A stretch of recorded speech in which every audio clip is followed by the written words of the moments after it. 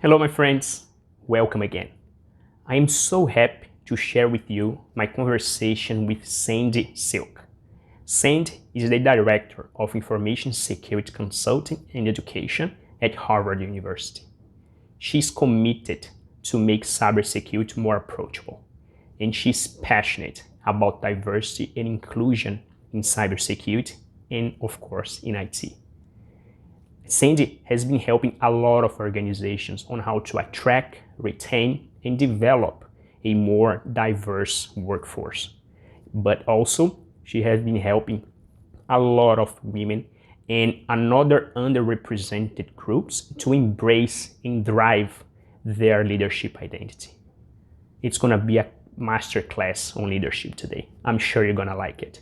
But if you like it, please smash the like button. And don't forget to subscribe and activate the notification bell so you don't miss anything in the future. Let's go! Sandy, thank you very much for joining me today, participating on my channel. It's an honor actually to have you today with me, and I'm sure that everyone that will be watching us, we're gonna love our conversation. I have a lot of good questions that I would like to grab your thoughts on that. But before anything, Sandy, could you please introduce yourself for those that who don't know you yet? Sure. My name's Sandy Silk.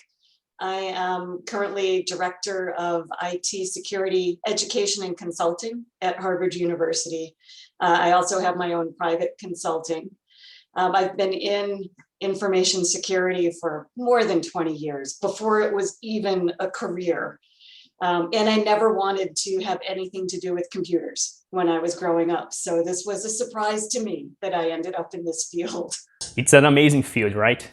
It is. It's hard to find someone that start doing some security related jobs that don't fall in love with this area, correct? Right. But and Sandy, I understand that you are with Harvard University, and also you have a very special work related to diversity, right, and inclusion, and I really would like to grab your thoughts on that. But before I jump straight to it, could you just explain to us what your day-to-day job with Harvard University? Sure.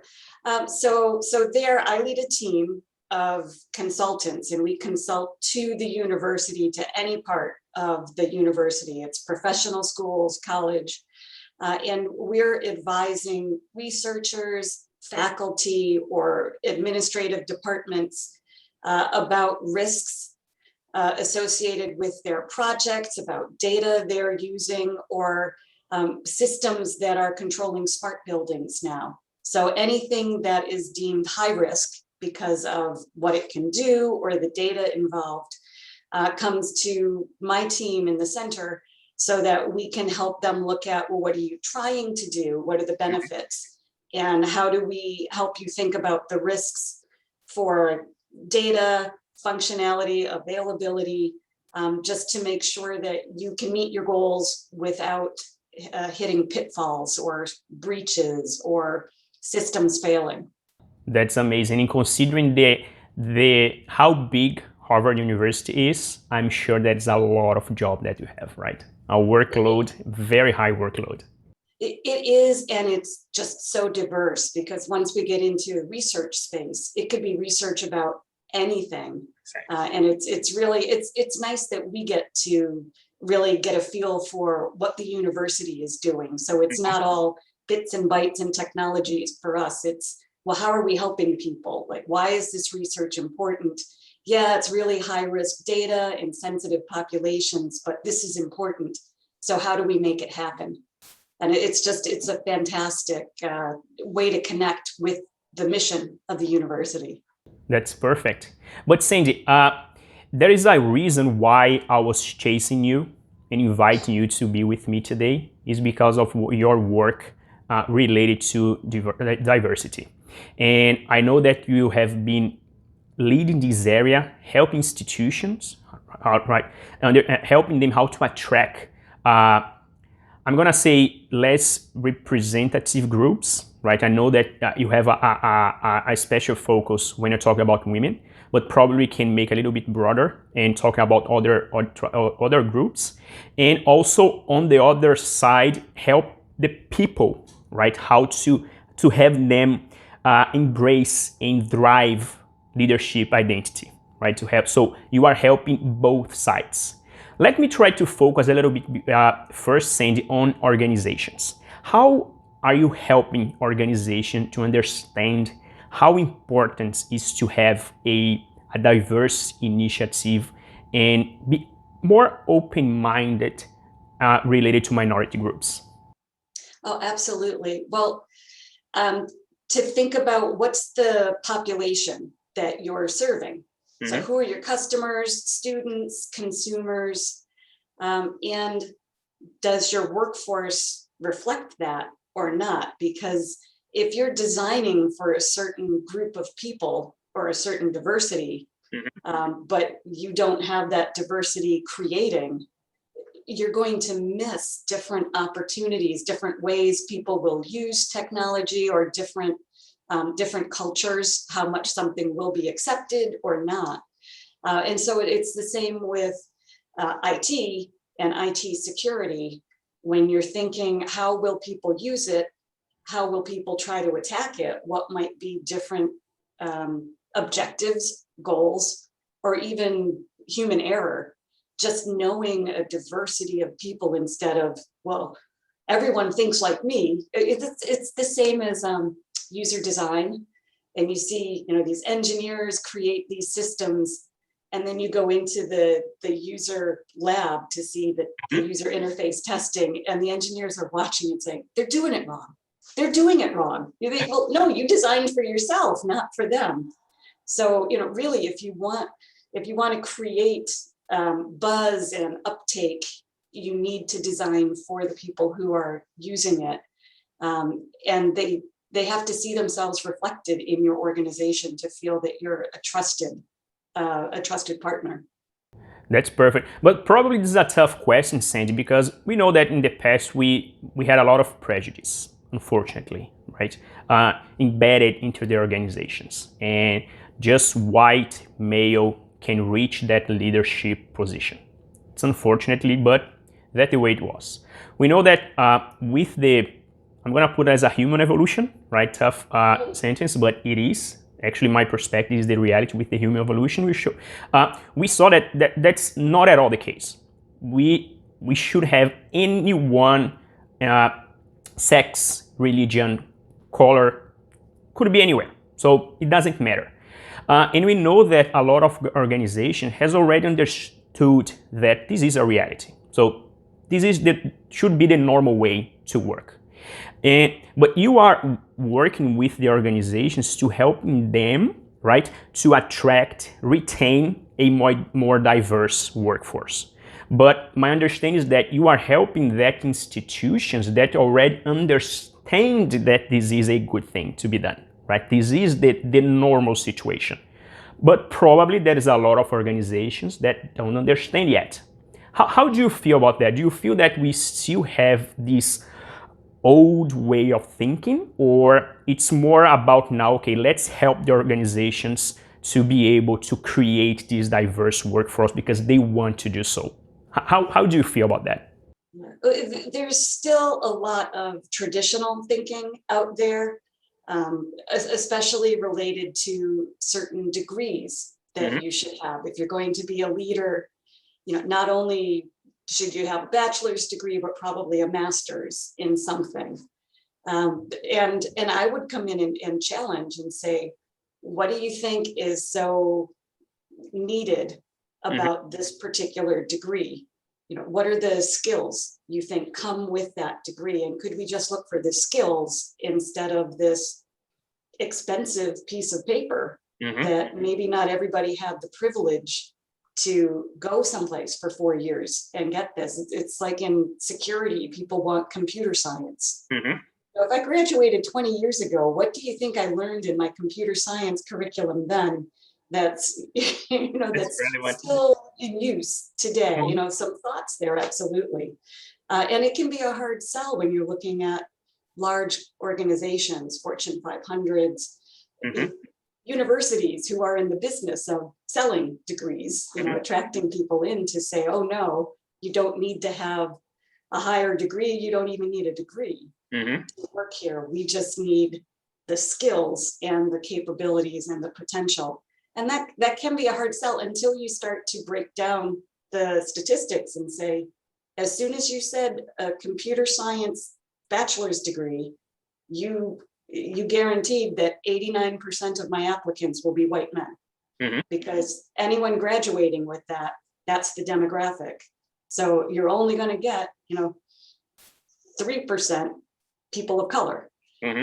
So if you say you want diversity and then you keep holding on to these traditional kind of values, you're not going to get the diversity. And that's, I have people on my team who don't have degrees at all, and they're phenomenal. So, I think it takes the one breakthrough hire to really open someone's eyes that, oh yeah, perhaps it's not necessary to have that pedigree. But this is gonna be a tough question. I'm sure that we could spend 1 hour talking about that. It's a broad one. But why is still today we have women earning 70 cents on a dollar and when we relate it to men? Why we still have this nowadays, right? On the 21st century, why? A lot of it is carryover. Many, and I don't know which states in the United States and which countries internationally still allow you to ask someone who's a candidate, well, what do you make now for your salary? In Massachusetts, where I am, it's now illegal to ask that question because there's a certain range in mind for that role. And based on my skills, there should be an assessment of where I fall in that range for what you pay me, not, oh, well, she made this much in her prior job, let's just give her a 10% bump, which as soon as you started behind, if someone can ask, what are you making? And they just keep bumping you up 10%, you're going to just trail. There's no way to catch up in that case. So fortunately, some states in the United States, and I'm sure countries, Iceland says you have to pay women the same amount. Until there are laws that say you can't ask and you must pay equally. We're going to see this, it's just a legacy of being underpaid. Yeah. And it's a not common practice, but it's a good one when organizations, they share what would be the salary range for that specific position. Because when someone applies, right, we already know, okay, this is what I'm going to aim for that position. So even if it's a man, a woman, a black man, a black woman, so it doesn't matter, right? It's a good practice.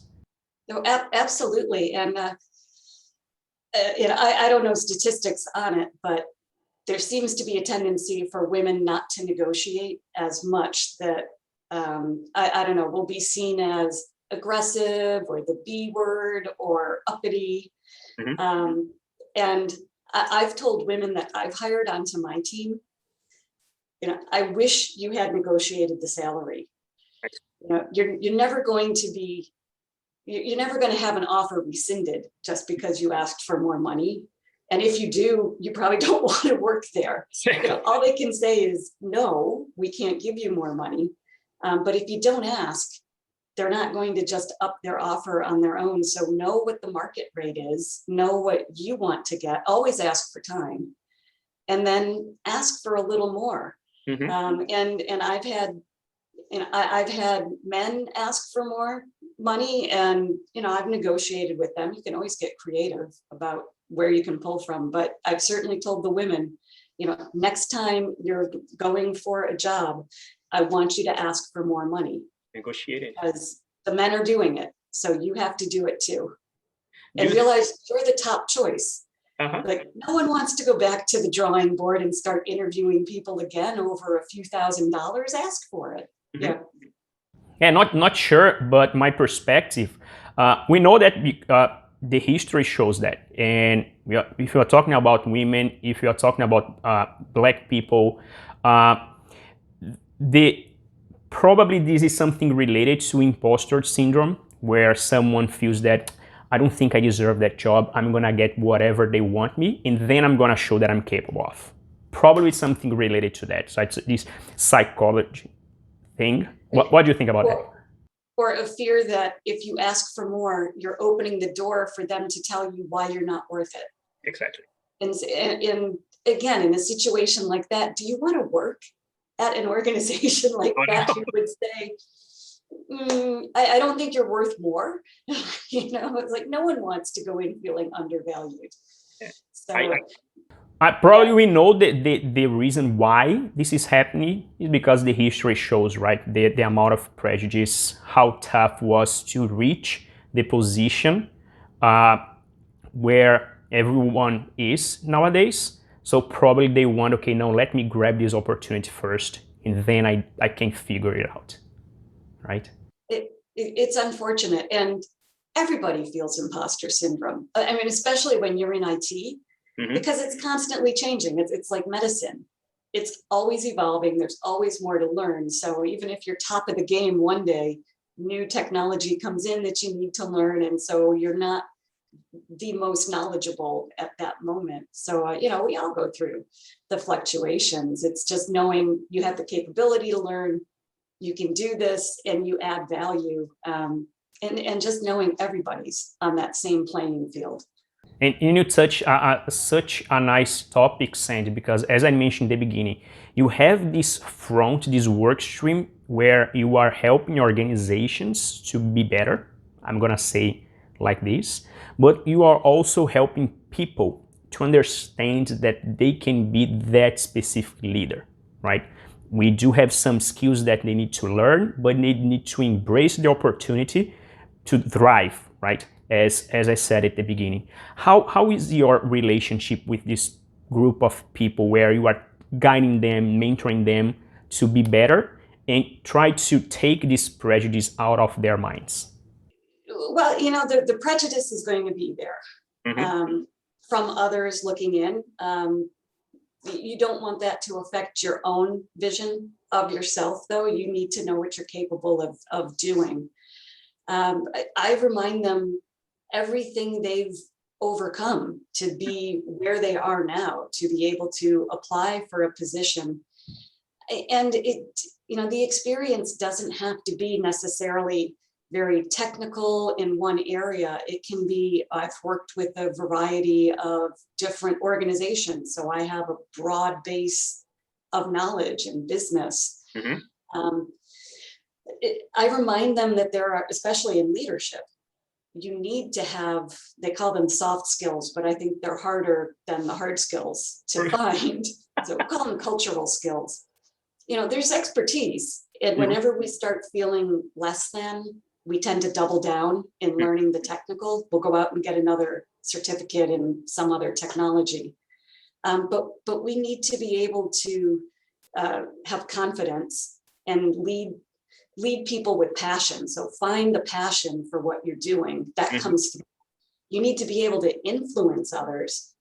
And we all need connections, right? Asking for help is not a sign of weakness. Asking for help is saying, this is my area of expertise, and this is what I do for the team.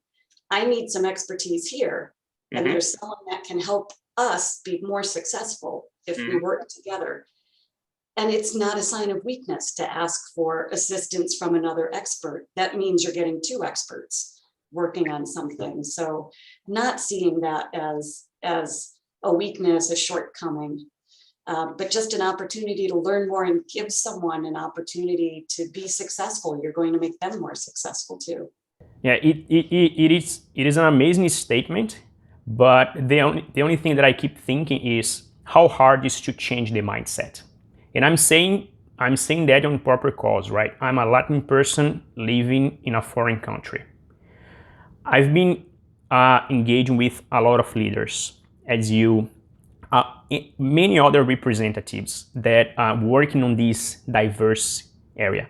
And everyone is saying that, right? We need to start thinking that we are capable. There's no shame to asking for help, these kind of things. But it is a little bit tough. I can say that, right? So it's amazing to have people like you, right, as a leader, showing that it is possible to reach that point. If I'm here, everyone can be here. So, right? So it's so great, because the one thing that I think it's lack is people like you showing that it's possible, right?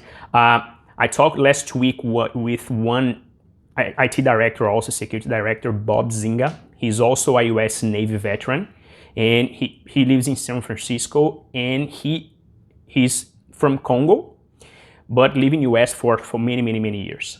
And he's also engaging with this diversity area, right? Trying to embrace and mentor more less representative groups. And it's because of people like him, like you, that someone can look after and say, I want to be that person, at least trying to follow their path, because I know it is possible. And I think there's a lack of people putting their voices there, putting their words, and say, guys, I'm gonna mentor you, I'm gonna guide you, because it is possible. And it's important that we realize it needs to be a priority in our day. I love helping other people. And, you know, where you say it can be difficult to ask for help, I find that too. But I have to remind myself, if I flip it around, when someone's asked me for help, the joy I get in helping somebody. Mm-hmm. So I tell people, why would you want to deprive me of that joy of helping somebody? So if you don't ask me, I don't have that opportunity. And so then thinking, and usually when I speak with people, they're thanking me for taking time, like, oh, I know you're very busy. And it's like, this is important. Mm-hmm. You are important. You're no less important than I am. So I think it's just really connecting with people as individuals and saying, what are you trying to do? How can I help you think of your next step? And do I know anybody that might help you along even further? And they are happy to do it too. So it's really just, once you get in with one person, we can usually use our network to help more. But you know, you just have to ask, and it can be hard to get over that. I don't want to ask, but you're depriving us of joy if you don't ask us. That's true. That's a good statement, also, Sandy. But one thing that I've been seeing that is a very good process is a lot of organizations has been creating this diverse structure, right, within their organizations to grow in this path. This is a very good movement, and I needed one, actually. It's really necessary to have that. And I've been seeing a lot of companies already going through this path, which is amazing, right? Yeah, it's you're seeing more and more diversity officers, diverse outreach. I've just joined a board of Perscolas in Greater Boston, and they're very much into helping people get certificates, technical certificates, who were either are changing careers or were not able to go to college, but would not be able to afford this otherwise. So companies are helping out. It's totally free for the students who go there. But then working with recruiters at companies to say, please consider these people, look at the skills they have coming in. So hire them, try, you know, see how good this skill base is coming out of this program, and hire one or two, see how it goes, and you're going to be really impressed. So, and then I think you get people like me, like you, even on social media, we see a company that we know is really good with inclusion, right? Because it's not just diversity. No one wants to be the diversity hire. You want to feel like you belong and that you're included. Who will like job postings that are out there. And I think once you see other people that you respect liking those, then you think, oh, okay, they're endorsing this. So that might be a good company to work for. But Sandy, it's always great to me to see that when a conversation is so nice, the time like flies. And actually, Yes. I've already consumed all the time that I asked you. So it's amazing, right? But I do have one last question. You almost covered this question, but I really would like to state this question because I want your final statement, because this is an important one, not only for me, but for many of those that will be watching us. How can we, and I put myself in this category, how can we avoid the imposter syndrome in tech? Oh, how do we avoid imposter syndrome in tech? I don't think we avoid it. I think we confront it, and we recognize it when it's happening to us. And oftentimes it's trying to separate yourself from the feeling. And saying, do I have any real validation of this? If a friend said this to me, how would I respond? And most of the times we would tell the friend, you're imagining this, you are so good at what you do, but we're so hard on ourselves. And it's usually because we had one bad experience sometime that we're building scar tissue, and we want to avoid that again instead of taking a chance. So it's really recognizing when it happens and saying, stop it. You would tell a friend to stop thinking ridiculously like that and do something positive instead. So we just have to do that with ourselves. I don't think there's any way to prevent it, though. You just have to recognize it and course correct. And confront it. That's a perfect way to end this conversation, Sandy. I love that. And Sandy, again, thank you very, very much for your time. I know you are a busy person, so thank you again. And hopefully I can get some more of your time in the future. See, you're doing just what I said other people do. I am happy to do this. It brings me joy. Thanks for having me, Rodrigo.